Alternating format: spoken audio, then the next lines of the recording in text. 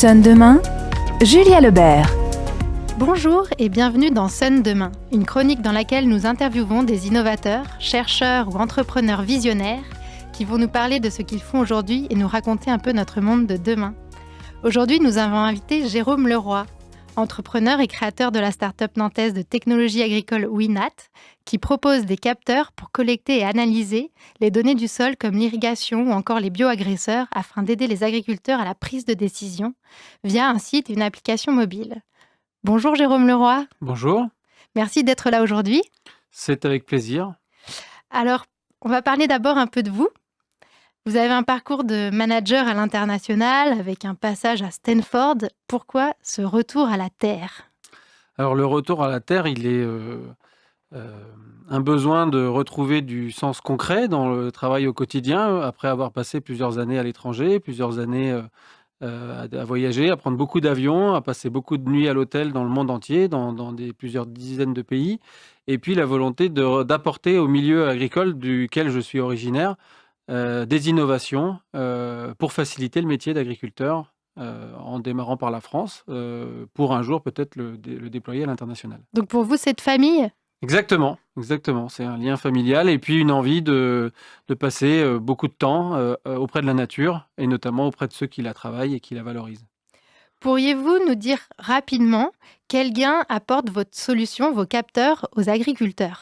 Alors le premier gain que nos solutions apportent, c'est un confort dans la prise de décision pour limiter parfois le stress lié à est-ce que je dois intervenir, dans quel type de parcelle je dois aller, est-ce que je dois prendre mon tracteur ce matin, est-ce que je dois faire 10 km, 20 km, est-ce que je dois mettre tel type est-ce que je dois semer à telle date, est-ce que je dois récolter à telle date. Et les informations météo permettent, quand elles sont données de manière locale et traitées de manière locale, réduire les risques sanitaires notamment, ou climatiques, quand les cultures peuvent être atteintes par des bactéries, des champignons. C'est la précision de l'information qui les aide ? Exactement. Ce qui les aide, c'est la précision de l'information qui peut être disponible par des modèles météo, mais le fait d'avoir des capteurs en local dans les champs les aide vraiment à matérialiser et à comprendre encore mieux comment fonctionne leur écosystème. Dans Sun Demain, nous, ce qu'on aime parler, c'est de demain. Et on voudrait parler un peu de l'agriculture de demain. Donc aujourd'hui, on parle même de troisième révolution agricole, de brouettes robots qui suivent l'exploitant comme un animal de compagnie, de tracteurs qui fonctionnent seuls, de drones. On se croit un peu comme dans les premières minutes d'Interstellar. On en est où aujourd'hui, en fait ? Tous les exemples que vous venez de citer sont déjà effectivement des expérimentations qui sont en cours par les robots notamment, qui ont eux un impact sur la diminution de la pénibilité du travail, notamment dans certaines cultures maraîchères ou viticoles, où le robot vient aider à faire des tâches répétitives, manuelles, qui vont permettre finalement à l'agriculteur de passer du temps à faire autre chose. Et bien évidemment avec aussi plus de précision et plus de récolte de données aussi tout au long du fonctionnement de ces outils. Donc l'agriculteur aujourd'hui, il est extrêmement connecté. Plus de 80 à 85% des agriculteurs utilisent déjà de nombreuses applications mobiles, comme la population moyenne, voire même plus, puisque la plupart des agriculteurs, sauf ceux qui sont très proches des villes, sont éloignés des villes et ont énormément recours à tout ce qui est nouvelles technologies pour commander sur Internet, commander une pièce agricole, pour aussi gagner du temps et éviter de se déplacer. Mais du coup, ces nouvelles technos, elles ne sont pas justement réservées à des agriculteurs super geeks ou alors à des gros groupes agro-industriels qui ont les moyens d'investir là-dedans ? Je pense que les solutions numériques et digitales, si on parle de robots, effectivement, il faut investir, mais je pense qu'avec une réflexion long terme, comme souvent l'ont les agriculteurs, il est possible pour n'importe quel type d'agriculteur d'investir dans notamment des robots. Je cite l'image des robots. Dans les drones, ça devient aussi de plus en plus démocratisé d'utiliser un drone pour suivre l'état de développement de sa culture. Même si ça peut paraître un petit peu geek, etc., il existe de nombreuses solutions sur le sujet. Et après, effectivement, par rapport aux gros industriels ou aux plus grosses fermes, effectivement, elles ont beaucoup plus de surface, donc ont un besoin de maîtrise de cette surface, puisqu'ils ne peuvent pas aller tous les jours dans chacun des champs. Bien sûr. Voilà. Mais l'innovation, notamment sur certaines applications mobiles, répond aux besoins de chacun des types d'agriculture, puisqu'on parle de plusieurs types d'agriculture. Donc ce n'est pas dédié à de l'agriculture, aux cultures spécialisées, dites de précision, parce qu'on peut peut-être imaginer que ça s'accorde davantage, ces nouvelles technos, à des cultures spécialisées pour plus de productivité et pas à ce qu'on pourrait appeler les nouvelles cultures comme la permaculture, donc beaucoup plus écologiques, qui ont cette image-là en tout cas. Tout à fait. Alors là, effectivement, hein, je ne peux pas vous cacher que la permaculture, effectivement, est un domaine dans lequel on n'a pas encore beaucoup de capteurs, mais les surfaces sont beaucoup plus petites. Le type d'objectif recherché est un petit peu différent et est très très bon pour la planète.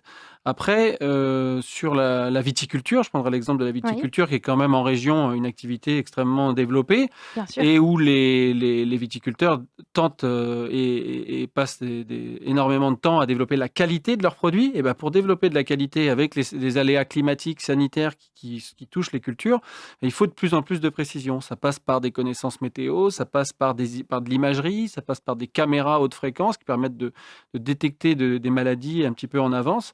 Et donc d'utiliser moins de Et pesticides? donc d'utiliser effectivement moins d'herbicides et moins de produits phytosanitaires, voire même évoluer très vite vers des produits de biocontrôle qui ne font appel à aucune molécule chimique, mais qui sont des moyens de lutte contre des maladies, des bactéries, des champignons.